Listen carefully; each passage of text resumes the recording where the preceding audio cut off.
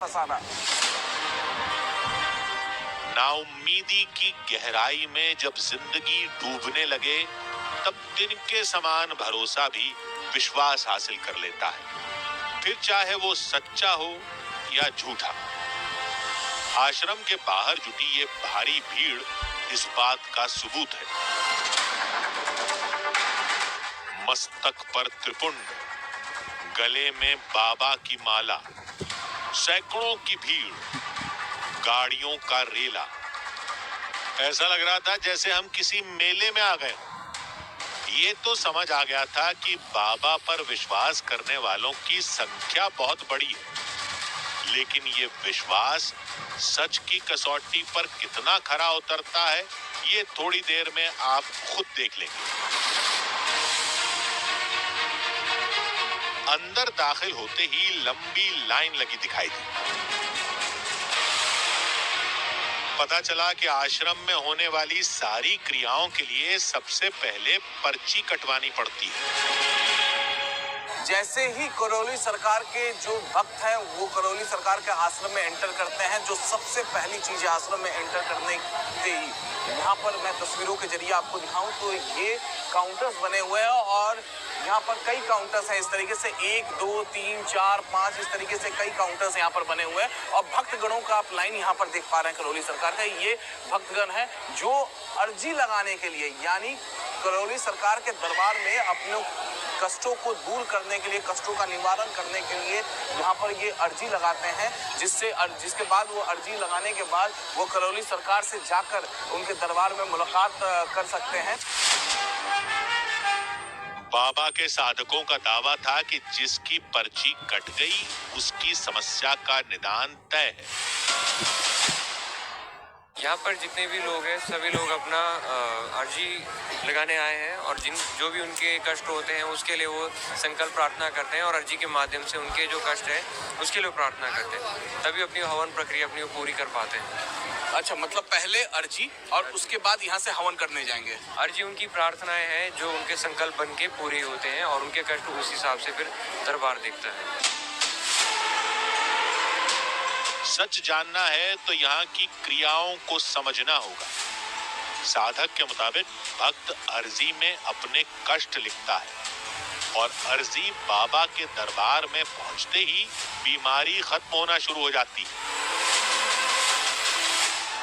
जो भी उनके कष्ट होते हैं वो उन्हें अपने अर्जी लगानी होती है। अर्जी लगाने के बाद ही दरबार उनकी पूरी की पूरी जो उनकी प्रार्थनाएं हैं वो स्वीकार करता है, इसलिए अर्जी लगाते हैं। और इसके बाद हवन, इसके बाद फिर आपकी हवन प्रक्रिया है और विभिन्न प्रक्रिया। हवन के बाद फिर दरबार में आप जाते हैं, दरबार में आप जाते हैं, फिर आप गुरुदेव से मिलते हैं और फिर आप पूरा का पूरा समाधान अपना समझते हैं क्या है कैसे। हम यज्ञ स्थल की ओर चल दिए। पूरा आश्रम लोगों से पटा हुआ था। विशाल मजबूत इमारतें, दीवारों पर देवी देवताओं की तस्वीरें और जगह जगह पर शिव और शक्ति की प्रतिमा। यही बाबा के आराध्य हैं और इस आश्रम के आधार भी। करौली सरकार जो है पंच तत्व से वो अपनी चिकित्सा करने का दावा करते हैं और पंच तत्व में आकाश, धरती, वायु जिससे हम सांस लेते हैं, जल और अग्नि की सहायता से वो यहाँ पर पूरी तरीके से चिकित्सा करते हैं, यानी वो अपने मेडिकल साइंस को इसी पंच तत्व से वो चलाते हैं।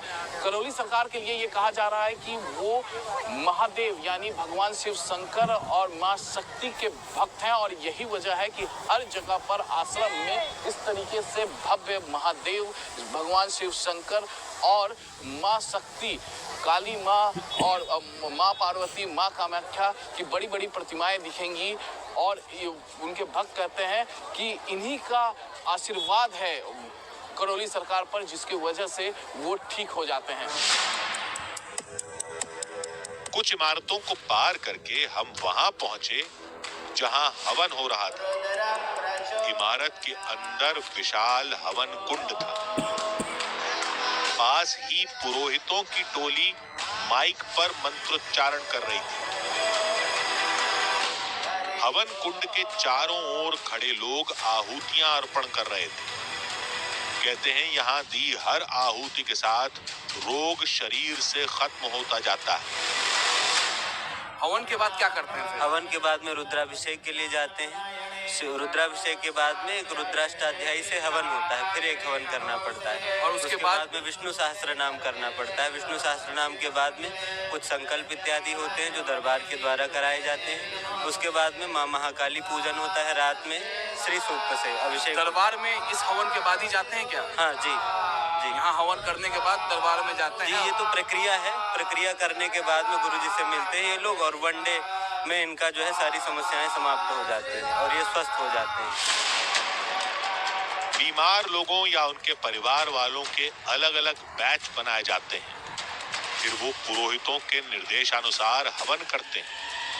एक बैच के बाद दूसरा बैच हवन करता है। जनमांतरकृतानि च तानि सर्वाणि नश्यन्तो। इस मंत्र का अर्थ है यानि कानि च पापानि जन्मांतरकृतानि च, क्योंकि आत्मा का कभी नाश नहीं होता है। महज हवन करने से रोग नष्ट हो जाए ये मान पाना मुश्किल था।